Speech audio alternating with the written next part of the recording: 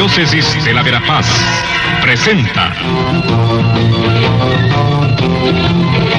El Pueblo de Dios, el pueblo de la esperanza. Estimados amigos, una vez más tenemos el gusto de entrar en sus hogares a través de este programa, con el mensaje de crecimiento espiritual y familiar.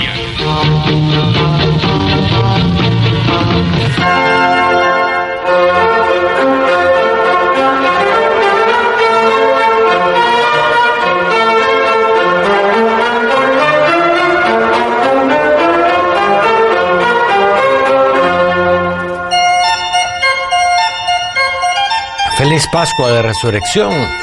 Estamos hoy terminando la así llamada octava de Pascua. Ustedes saben que en las fiestas grandes, las fiestas importantes en la iglesia, se alarga la celebración del día propio de la fiesta con 8 días más en los que se trata de seguir celebrando y profundizando el tema celebrado, ¿verdad? Y por eso, sobre todo, en esta fiesta central, lo principal de la Iglesia y de los cristianos, la resurrección del Señor, hay una octava de Pascua. Toda esta octava en la cual se profundiza sobre el sentido de la resurrección y se trata de ver, sobre todo, qué significado tiene para nosotros el afirmar, como decimos en nuestra fe, creo que Jesucristo murió y resucitó por salvarnos. Tenemos pues que ahondar en esto porque el ahondar en esta verdad fundamental de nuestra fe será fuente de alegría, fuente de paz y fuente de comunión entre nosotros en la comunidad cristiana. Y fíjense que eso nos hace ver cómo una de las consecuencias fundamentales, por decir así, uno de los frutos de la resurrección del Señor fue precisamente el nacimiento de la Iglesia. Cuando nosotros centramos nuestra atención únicamente en tratar de comprender qué significó la resurrección para el mismo Cristo, esto de la resurrección del cuerpo resucitado, esto de la resucitación del cadáver, etc., podemos entrar en un callejón sin salida, podemos entrar en una serie de reflexiones que, si bien nos ayudan, no nos aclaran la cuestión. ¿Por qué? Primero, digamos, sobre la resurrección de Jesús. Entonces, en el primer segmento de nuestro programa de hoy, la resurrección de Jesús es siempre objeto de fe. Es la fe la que nos hace confiar. La fe es fundamentalmente una confianza, es un acto de confianza que viene del interior del corazón. La fe no es, por lo tanto, únicamente una adhesión intelectual, porque nos han dado unas pruebas racionales, nos han presentado unas evidencias y, por lo tanto, pues nos parece claro. Y el que tenga un poquito de capacidad intelectual, pues tiene que aceptar que Cristo ha resucitado. Eso no es así. De la resurrección de Jesús no tenemos, y que quede muy claro esto, no tenemos ni podemos tener pruebas científicas en el sentido más estricto de la palabra. Evidencias como busca el Ministerio Público para poder acusar o para poder desligar de un proceso a un acusado. No se trata de tener evidencias, no se trata de tener pruebas científicas, no se trata de tener razones, valga la redundancia, razones racionales, porque hay razones del corazón que son diferentes, que nos dejen claro que Cristo resucitó. Eso es lo primero que yo quisiera comunicar y compartir con ustedes esta mañana, hermanos, hermanas. Y hoy en el Evangelio de San Juan, en el capítulo 20, que nos narra esta aparición de Jesús a los apóstoles reunidos, primero sin Tomás y después con Tomás, encontramos una frase muy interesante que puede ayudarnos a profundizar en esta idea. Es una frase del mismo Jesús que dice: porque me has visto, has creído. Dichosos los que crean sin haber visto.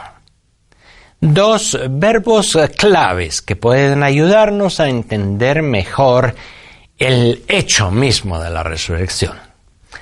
Primero, ver. Segundo, creer. Ver se puede entender en primer lugar como ver con los ojos, captar con el sentido de la vista, y se puede entender también como ver con claridad, ver con la razón, algunas razones claras, algunas evidencias, algunas pruebas de que Cristo resucitó.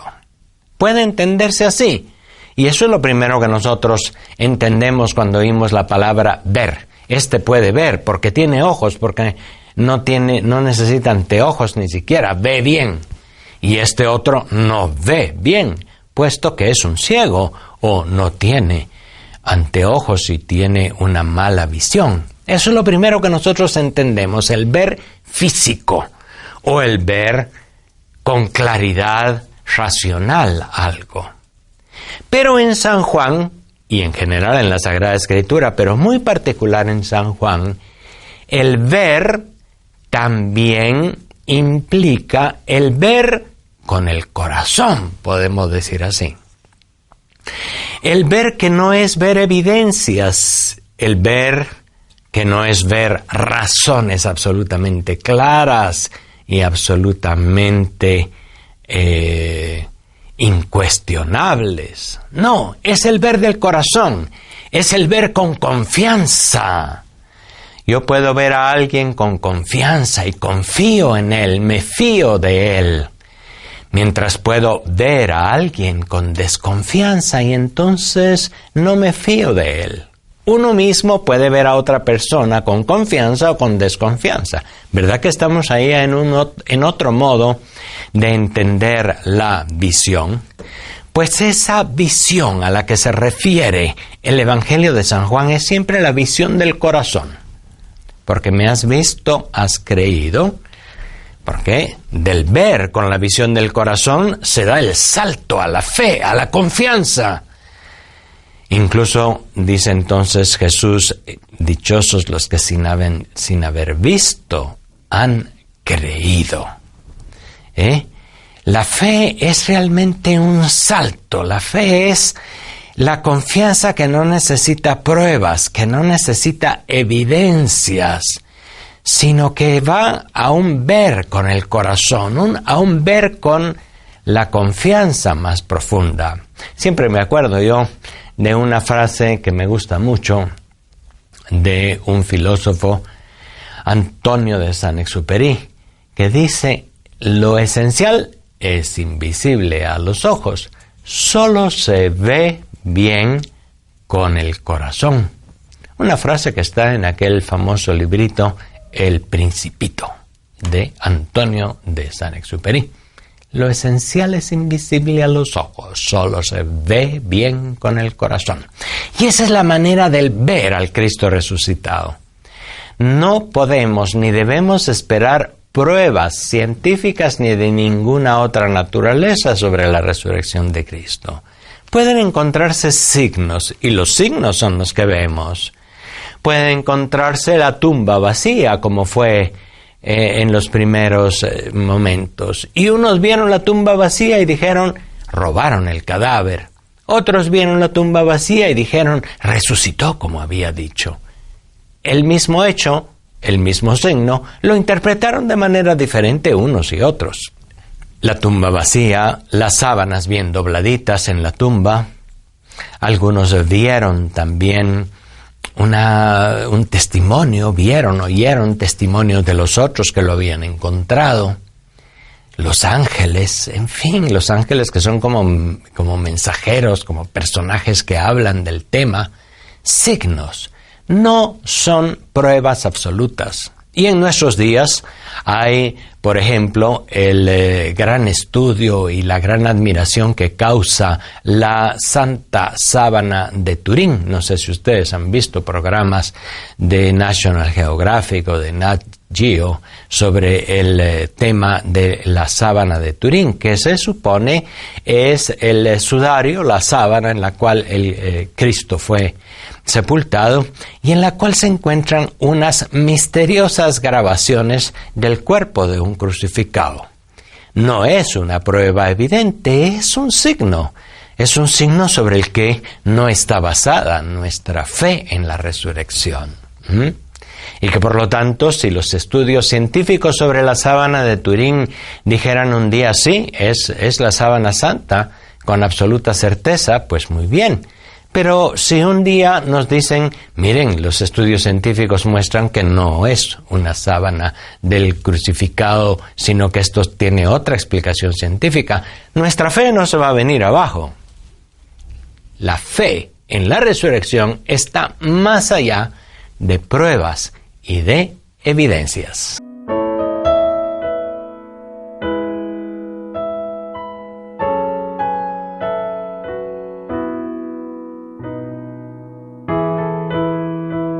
En esta segunda parte de nuestro pequeño programa de este domingo también quiero centrarme sobre otro signo de la resurrección de Jesús.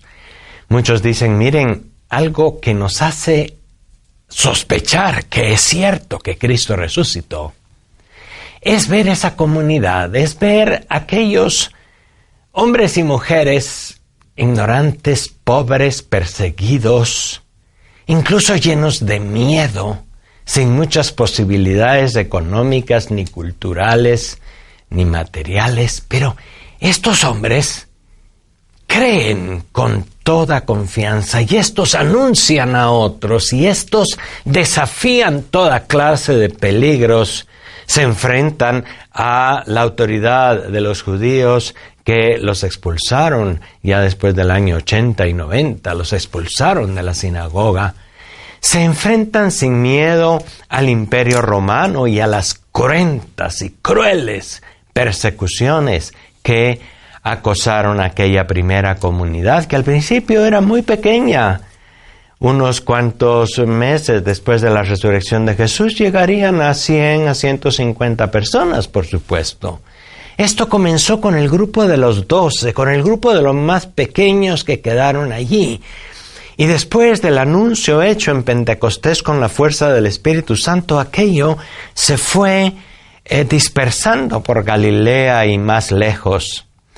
Y aquel pequeño grupo fue creciendo, y aquel pequeño grupo fue haciendo frente a las peores persecuciones, calumnias, expulsiones, excomuniones, etc. Aquel pequeño grupo sobrevivió también a las propias dificultades y problemas interiores que tenía. Durante este tiempo pascual se leen los Hechos de los Apóstoles, que un exégeta, un estudioso de la Biblia, el padre Shabasi, dice deberían llamarse no los Hechos de los Apóstoles, sino los Hechos del Espíritu Santo, puesto que fue el Espíritu Santo el que fue el principal actor en todo lo que nos narra el libro de los Hechos de los Apóstoles. Es el libro en el cual nosotros encontramos la valentía, el coraje, la perseverancia, el amor de aquella primera comunidad cristiana, pero en los que encontramos también las divisiones, los odios, las traiciones y las dificultades que también hubo en la primera comunidad cristiana. El día de hoy se nos lee un texto del libro de los Hechos de los Apóstoles que puede parecernos incluso un poco idílico, ideal. Dice que todos tenían todo en común, que nadie pasaba ninguna necesidad, que acudían al templo y eran fieles a la enseñanza de los apóstoles, a la fracción del pan, a las oraciones. Una comunidad ideal. Hechos 2:42, que nos habla de lo idílico, de lo ideal. Pero cuando uno lee el resto de los Hechos de los Apóstoles, también ve que en aquella primera comunidad cristiana habían acaparadores, había diferencias, había odios y envidias, había también tensiones entre las autoridades. Basta darle una lectura a la carta a los Gálatas, a la carta a los Corintios, para ver todos los reproches que les hace San Pablo a aquellas primeras comunidades. Pero aquellas primeras comunidades no se acabaron. No les pasó lo que les ha pasado a tantas otras instituciones a lo largo de la historia, que la corrupción las mina y las hace reventar en pedazos y acabarse. Hasta las más grandes y más poderosas instituciones. Y pensemos en los imperios de la antigüedad. Pensemos simplemente en el Imperio Romano, lo que significó en un determinado momento. Y en los grandes imperios. Pero el Imperio Romano, que empezó con una corrupción interior y una serie de cosas, y la idolatría, y las grandes divisiones, y la violencia, y la fuerza militar que tenía que crecer a costas del pueblo, etc. Y el Imperio Romano, el gran Imperio Romano, se acabó. La Iglesia, esta institución que comenzó con la muerte y resurrección de Jesús, esta institución, porque lo es también, que comenzó con un pequeño grupo de pescadores y de gente sencilla y de gente marginada, dura a lo largo de 20 siglos. Y a pesar de las divisiones, porque vaya si no ha sufrido divisiones el cristianismo, ya en el siglo XI, todo el mundo cristiano del Oriente se separó de Roma. Después, en el siglo XVI, la Reforma Protestante, a partir de Lutero, Zwinglio, Calvino y todos los demás, también el cristianismo sufrió una división muy grande. La Iglesia se ha visto dividida, la Iglesia se ha visto también golpeada por pecados internos, por grandes falsedades, y al mismo tiempo la Iglesia ha sido firme y fiel a su fe y sigue adelante y se levanta constantemente. Y después, por ejemplo, que nos encontramos con papas en el Renacimiento que eran prácticamente reyes y que tenían a veces los vicios y las dificultades de los reyes y de las autoridades civiles, poco a poco encontramos también grandes papas y gente santa que vuelve a levantarse, vuelve a renovar el ánimo y la historia de la Iglesia. Eso, podemos decir, es un signo de que esa Iglesia depende de alguien, del Espíritu de Jesús resucitado.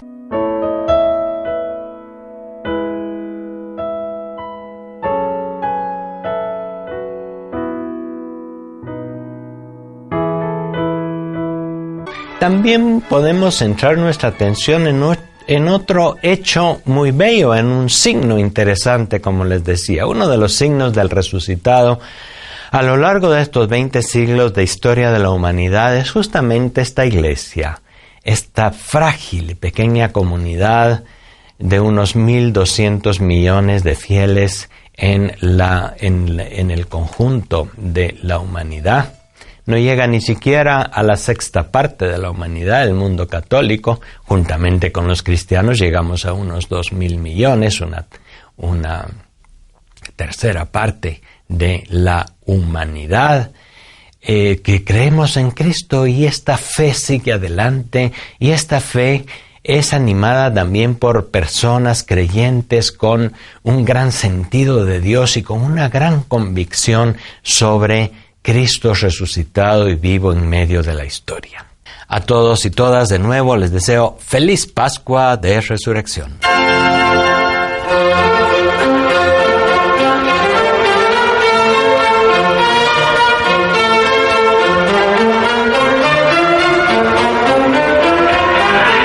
La Diócesis de la Verapaz presentó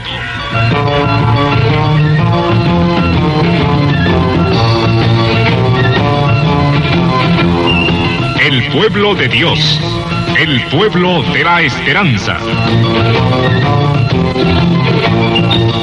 Agradecidos por su atención al mensaje de crecimiento espiritual y familiar. Hasta otra oportunidad.